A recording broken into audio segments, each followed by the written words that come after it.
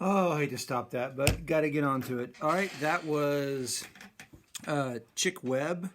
He was a band director born in 1905 and became famous in Harlem in the 20s and 30s and 40s. And that singing was actually a 15 or 16-year old Ella Fitzgerald who, again, like if you're gonna make the short list of best singers, like definitely in American history, you can't not have her up near the top. Ella Fitzgerald was just amazing, and that was called "Sing Me a Swing Song." Swing being, of course, a form of jazz, and you can kind of like I don't know, the beat and rhythms just kind of swing, so that's where it gets its name. So there you go, Ella Fitzgerald and Chick Webb on Chick Webb's birthday.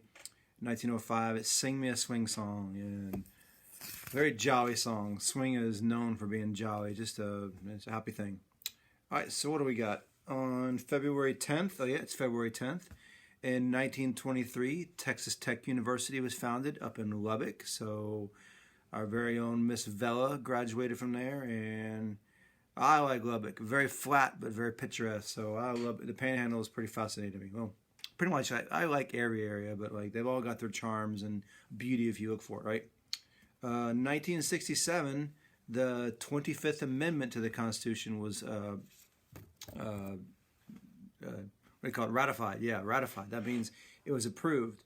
And it's actually usually 25th Amendment is very rarely discussed. It's been discussed much more frequently of late than any time I can remember in my lifetime. Maybe the 80s when Reagan was ill, but it's generally not an amendment that is discussed much. And so it basically like establishes for sure that if something happens to the president and he's no longer president, the vice president becomes president. There was some questions that way back in the 1800s when Harrison, the president, died, 40 days into his office, something like that, and John Tyler, the vice president, there was a question: will you become president or will you become acting president?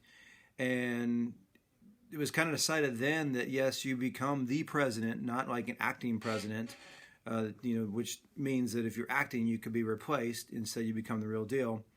And every time a president has died since then in office, that's kind of been the precedent, but it was never like officially decided. Just that's kind of what we did.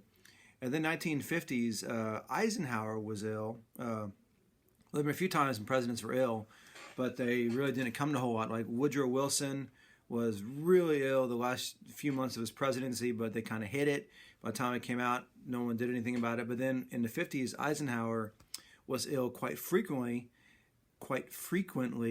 And so there was some debate about, well, what do? We didn't have a set process in place. If the president, like Eisenhower, had a heart attack and was in the hospital, well, does his vice president, is he the president of that situation? Does he get to call if we go to war or sign bills and stuff like that? And they weren't quite sure, and so they decided we need to clean this up. We need to remember the Constitution is kind of the rule book for the country.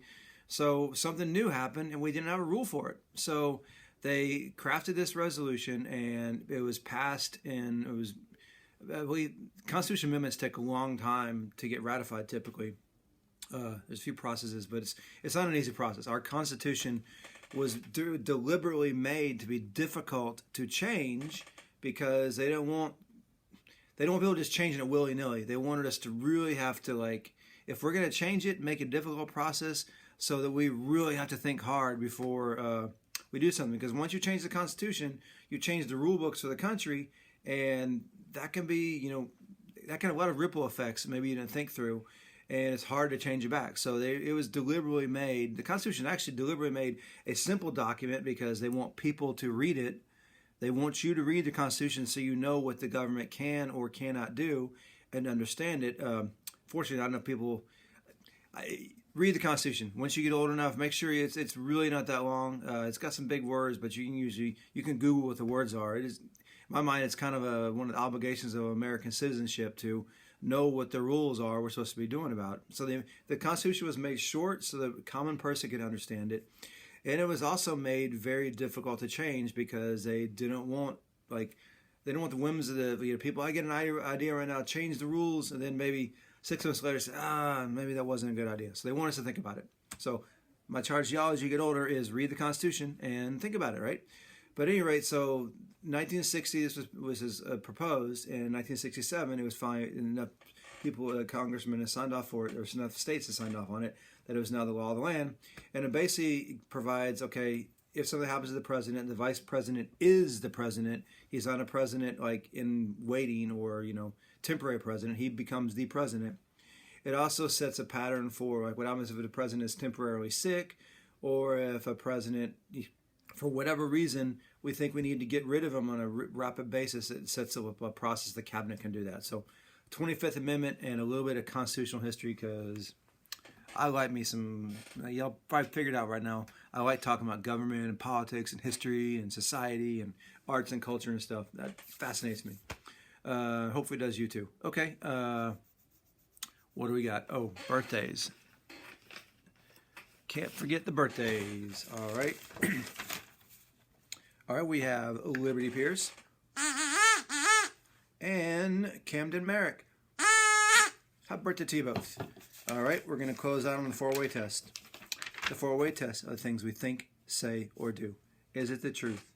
Is it fair to all concerned? Will it build goodwill and better friendships? Will it be beneficial to all concerned? Our virtue this month is respect. How are you showing respect, Crockett? You're showing respect by, I know you're wearing your mask correctly. You're, being nice to people. You're being safe with other people. You're respecting yourself. You're treating yourself well. You're setting your goals and you're doing the best you can so you can achieve and be whatever you want. You're gonna dream big. You're gonna work hard, and you're gonna achieve it. One foot in front of the other. Remember, it's all right if you fall down 99 times as long as you get up 100 times. Keep trying, guys. All right, no, I'm missing you. See you around the hall. See you around the Zoom. See you around the town. It's warm. It's gonna be cold out there, so make sure you wear your mittens and your gloves and your hat. All right, bye, guys. Bye.